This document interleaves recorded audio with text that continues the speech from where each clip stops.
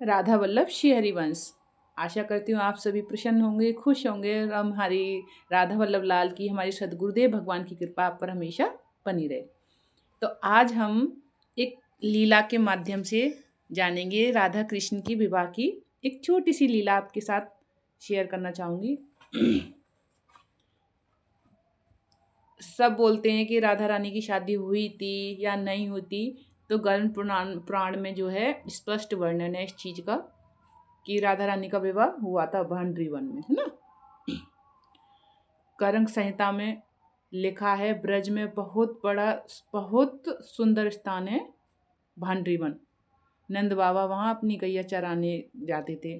जैसे भांडरी वन के तरफ आए, लाला उनके हाथ में थे। इधर श्री जी अपनी सखियों के साथ में आ रही थी। थोड़ी सी बड़ी थी राधा रानी हमारी जो है, तो अपनी सखियों के साथ वो आ रही थी। लाला से तो थोड़ी सी बड़ी थी। आकर के बीच भांडी वन में जैसे ही पहुँचे हैं, बड़ी जोर से एक तूफान आया। बहुत गैया इधर उधर भागने लगी थी। तो नंद बाबा ने सोचा, छोटा सा कन्हैया, हम तो गलती से आ गए, लेकिन अब क्या करें। तो उधर से सखियाँ जा रही थी, तो बाबा ने उनको रोक कर बोला, सुनना लाली, मेरी तो गैया सब इधर उधर जा रही हैं, मैं उनको ढूंढने के लिए जा रहा हूँ। तो एक काम कर, इस लाला को ले घर पहुँचा दे हमारे। सखी भी तो यही चाहती थी, मौका चाहती थी। हाँ बाबा, मैं पहुँचा दूँगी, लाओ। तो उन्होंने लाला को गोद में अपने ले लिया सखियों ने। तो बाबा उनको दे करके चले गए। तो बाबा जो हैं उस सीन से, उस लीला से बाहर हो गए, गैया को ढूंढने के बहाने से। उसमें तो स्पष्ट वर्णन है कि उनको, नंद बाबा को पता थी ये चीज़, उन्होंने एक लीला करनी थी, लीला की उस माध्यम से। तो इधर से लालजू आए, इधर से हमारी प्रियाजू आए। अब तक वो बाल्य रूप में थे। अचानक से बिजली कड़की और असल निकुंज में जो रूप होता है ना राधा कृष्ण का, उसी रूप में वो आ गए। जो 16 वर्ष की आयु होती है ना, किशोर अवस्था, उसी रूप में आ गए। सखियां इधर उधर आसपास उनको घेर लिया और विवाह की तैयारियां होने लगी। और सखियां बहुत प्रसन्न थीं। और विवाह की जैसी ही तैयारी आई, हाथ जोड़े ब्रह्मा जी भी खड़े थे वहाँ। उनसे पूछा, आप कैसे? कि हम पंडित, शादी में पंडित चाहिए ना, पुरोहित जी चाहिए ना शादी में। तो सखियों ने बोला कि ये तो प्रेम निधि है, ये तो संसार विधि से, ये तो सखियों ने बोला संसार विधि से थोड़ी ना होगा, ये तो प्रेम विधि है, प्रेम से होगा। तो ब्रह्मा जी ने बोला, हम वही करने आए।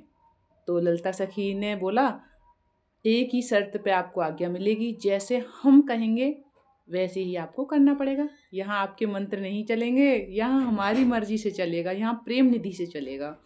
तो ब्रह्मा जी भी डरते डरते बेचारे हाथ जोड़ करके बैठ गए। तो वहाँ दोनों विराजमान हो गए, मैं लालजू प्रियाजू, और वहाँ पर लगाई गई चौकी। फिर दोनों का गठबंधन किया गया है। ललिता सखी ने उनकी गांठ बांधी है, उन दोनों की, लालजू की प्रियाजू की गठबंधन किया है।